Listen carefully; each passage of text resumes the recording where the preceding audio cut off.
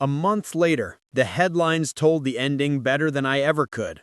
Developer and HOA president convicted. Extortion ring brought down by local veteran.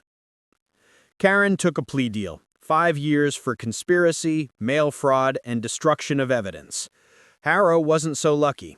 His case went federal, and when the verdict came down, guilty on all counts, you could almost hear the town exhale. People stood outside the courthouse cheering, some with American flags, some holding signs that said, "Home is freedom." The sheriff stopped by that evening, pulling into my driveway just as the sun dropped behind the hills. He handed me a folder. "All cleared," he said. "Your property records are clean, and the feds froze Harrow's accounts. Looks like you won't be hearing from an HOA ever again." I looked out at my wife standing on the porch, one hand resting on her belly. "That's all I wanted," I said quietly. He tipped his hat and drove off, gravel crunching under the tires. The silence that followed wasn't empty, it was peace. For the first time in months, I could breathe.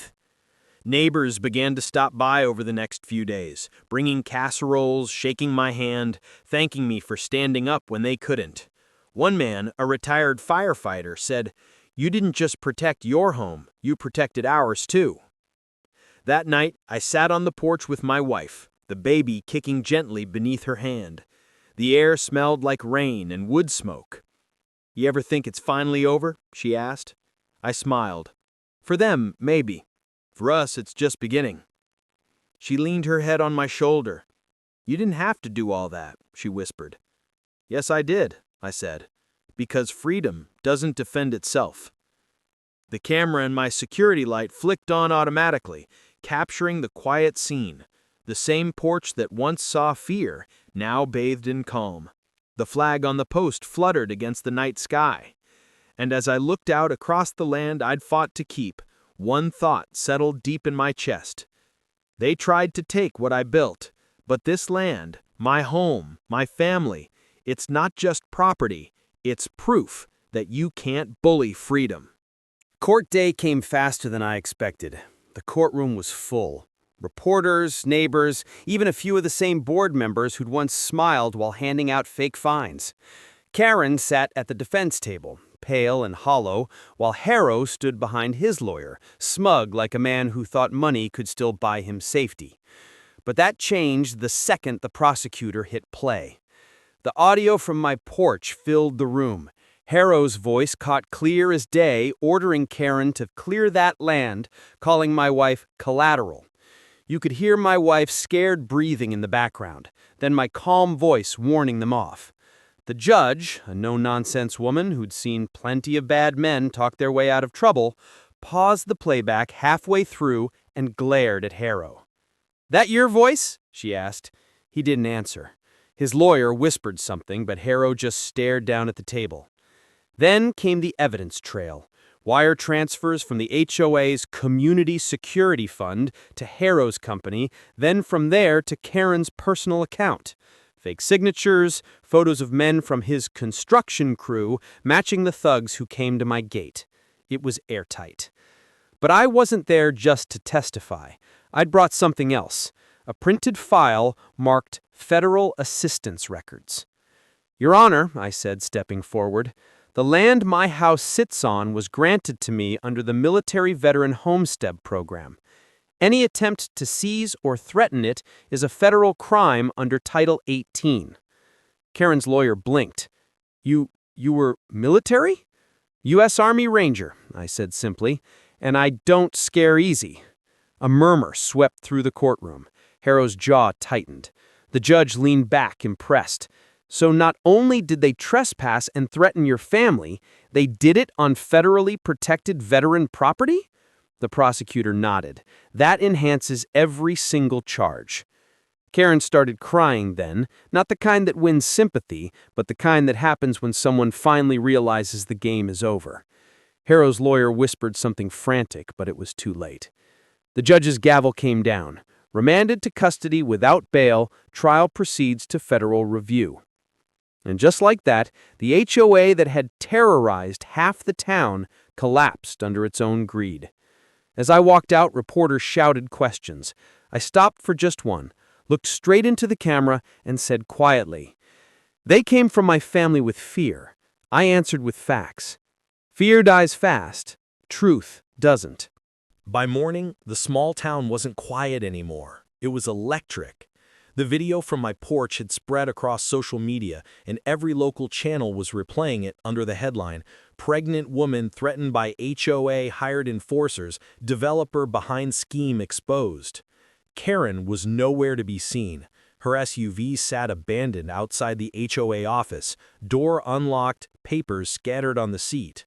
Sheriff vehicles surrounded the building as detectives carried out boxes labeled property fraud and illegal contracts. My wife and I sat inside the house, curtains half drawn, while the sheriff himself stopped by with coffee and a serious look. "Those weren't just hired hands," he said, setting his hat down. "They were on a payroll tied to a shell company. Money came from HOA security fees. The developer's name? Richard Harrow. Been using Karen to clear land for years." I clenched my jaw. "So he sends thugs to scare families off their homes?" "Worse," the sheriff said. "He buys out whoever leaves cheap, flips the land for triple, and launders the profit through HOA maintenance accounts." My wife's hand tightened on mine. "And Karen?" He sighed. "She's singing already. She claims Harrow promised her a partnership, half the profit once the last 3 houses sold. Yours was one of them." That hit deep. They weren't just after money. They'd wanted our land, our peace, our home. By afternoon, the sheriff's office raided Harrow's development firm. The footage went public. Men in suits escorted out, boxes of fake invoices stacked on police trucks. Karen was caught trying to delete emails, crying she never meant for anyone to get hurt. But when the sheriff's deputy showed me her bank statements, my stomach turned. She'd received $60,000 just 2 days before the attack. That night, I checked the cameras again, every lock, every window. My wife sat on the couch, rubbing her belly, whispering, "It's over now, right?" I kissed her forehead. "It will be," I said, "because tomorrow, I'm not just defending my home, I'm taking theirs." They showed up at dusk like a bad joke. 3 trucks, 2 men in hoodies, and 1 woman with Karen's sharp eyes standing by the gate like she owned the road. My wife was on the porch, rubbing her belly, humming to the baby.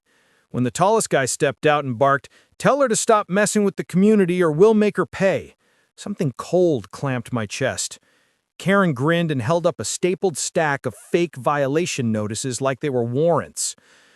I didn't move fast at first. I moved so everyone could see me move. I walked to the fence, palms empty, voice low, "You leave now." The big one laughed and took a step forward. That's when I let the truth cut the air. I unbuttoned my jacket and my hand slid to the Glock at my hip. Silence dropped so hard you could hear someone breathing on the porch. The woman with Karen's smile blinked. The thug's step faltered. I didn't point it like a threat. I showed it like a fact. "You don't get to come here and scare my family," I said. I racked the slide once, loud, controlled, and the sound was the only language they listened to. The tallest muttered, looked at his buddies, and they started to back up. Karen screamed something about calling the cops, but the trucks peeled out before the word left her lips. My wife wrapped her arms around her belly and cried silent tears. Neighbors who had been too scared to speak stood in their doorways like witnesses. I kept the Glock tucked in, hands visible, and dialed 911 so the whole night had a paper trail. The twist was already spreading. The woman who'd been throwing fines and fear had pushed one family too far. Only she hadn't counted on me being the kind of man who keeps a Glock and keeps his head. The deputies hadn't even pulled away when my phone blew up with messages and videos. Neighbors who'd hidden behind curtains all week now spilling what they knew. Clips of men in black polos driving past at night. Screenshots of a PayPal transfer to a burner account. And a shaky clip from the porch cam that caught the tallest thug whispering, "Harrow says clear him out by any means." I didn't panic. I'd expected escalation, so I'd set traps. A recorder tucked under the stoop, a motion light that turned on in a heartbeat, and a direct line to an old contact at the sheriff's office. The recorder had everything: the threat, the cash talk, even Karen promising results to whoever was wiring the money. When the deputy listened in, his face changed. That one line, "Harrow says clear him," was a name the county had been whispering about for years. The next twist landed like a punch. The tallest thug's license plate matched a contractor tied to a developer who'd been buying up lots near my ranch. People who'd paid hush money started coming forward, handing the deputy envelopes and bank screenshots. Their shame turned to a steady anger. Karen tried to smolder her way back into control, shouting about community standards and legal action, but every word she said echoed the recorded proof in the deputy's hand. I walked my wife inside slowly, kissed her forehead, and said something I'd been holding back. They think fear buys land. We'll show them evidence buys justice. The clip of my porch, the recorder audio, and the deputy reading the developer's name went online before nightfall, and the town finally saw the map of who had been pulling strings. Karen was loud, but she wasn't the hand at the wheel. Viral line that night.